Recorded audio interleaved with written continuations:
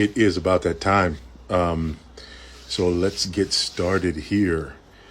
I guess we'll give folks a few moments to catch up with us. I see people checking in here.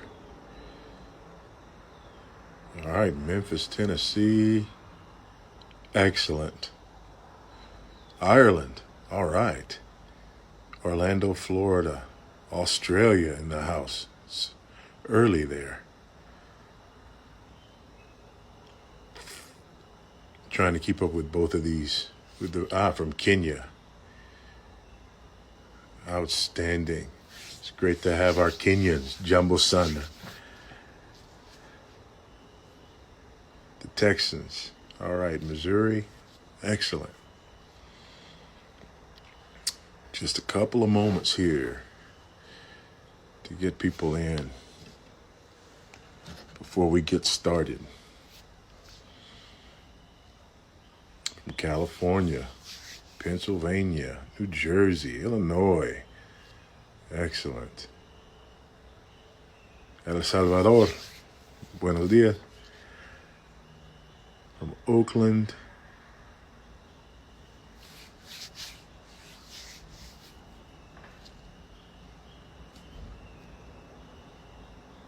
All right.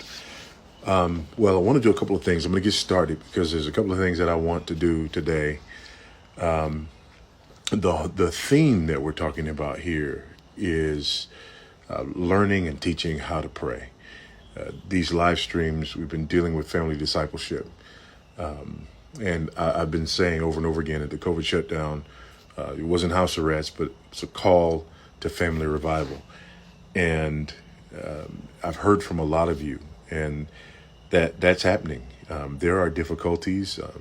Some days are better than others, but for the most part, God's been using this time to give you an opportunity to start engaging in family worship. Some of you have decided to homeschool permanently.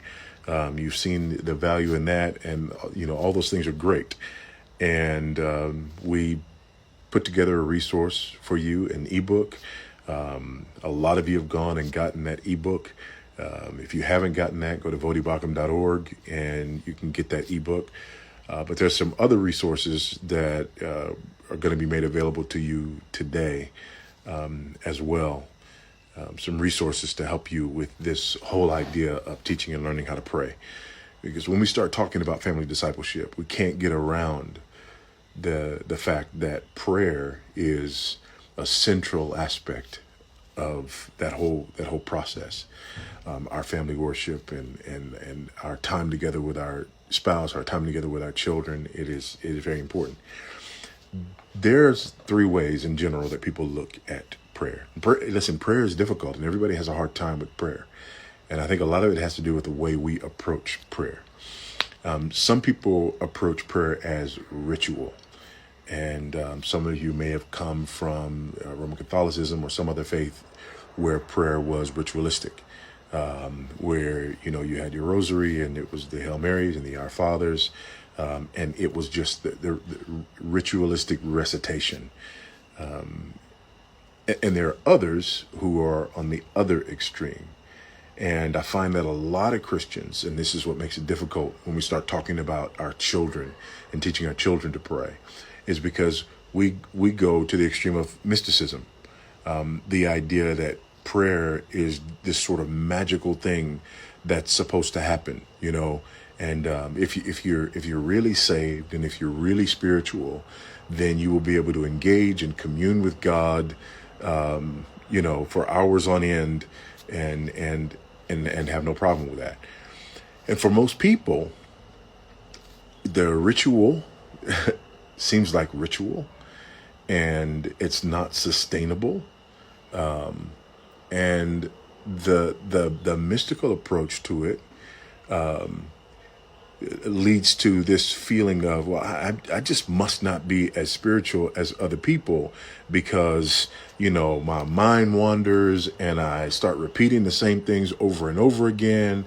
And I feel like my prayers are just, a version of gimme some more. Bless Aunt Susie. Stop the COVID. and give me some more. And so again, that becomes very difficult. And then we're supposed to be praying with our families and praying with our children. And if it's ritualistic, again, that's not sustainable. And if it's this sort of mystical approach, that's not sustainable. Some people don't want to teach their children how to pray because, we don't want it to be ritual. And because we have this sort of this mystical view, we're like, if they need to have this relationship. It needs to be authentic. It needs to be genuine. They need to be converted so that they can, have that. And so we don't teach them how to pray, just like nobody taught us how to pray. But I want to talk to you tonight about a third way. I say tonight because it is night here. I want to talk to you today about a third way. And this is a discipleship approach, to look at prayer as a discipline, as something that we need to be discipled to do, that something that we need to be taught to do. And I want to use this illustration that teaching someone to pray or learning to pray is like learning another language. And I don't know how many of you speak, multiple languages. But learning another language is something that's difficult. I've been to many countries around the world, and I often get myself in trouble because I can greet people in more than 20 languages, right? And so you greet somebody in their language, and all of a sudden they start talking to you and expecting more. And if it's not English or Spanish, after that greeting, I'm toast. But when you start to learn a language, here in Zambia, I've been learning one of the two primary local languages here, learning some of it. And when you learn a language, you learn to run on certain paths, and you go through phases with it. And I like to think of it like the classical education phases, right? The grammar phase, the logic phase, the rhetoric phase. You start with the grammar phase, and in the grammar phase, you're learning the alphabet, and you're learning the sound that they make, and you're learning how to form words.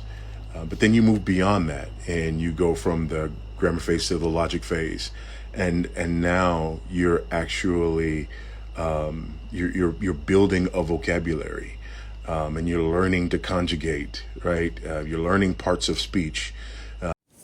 Hey everyone, welcome you back to Fixed Media. Can you subscribe if you're new?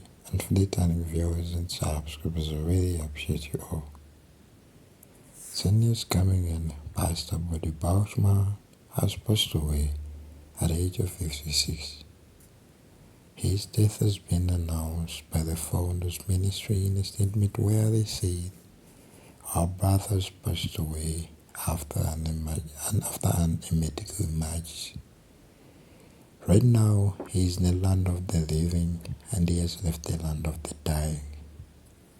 We send our condolences to his family, friends, and all his fans all over the world. Rest in power, Pastor Voddie. May your legacy live forever." Don't forget, Pastor Voddie Baucham has been a pastor, author, a preacher, and a teacher. May your legacy and teachings stay with us, and may your followers be comforted by God, and your family be comforted by God. Amen.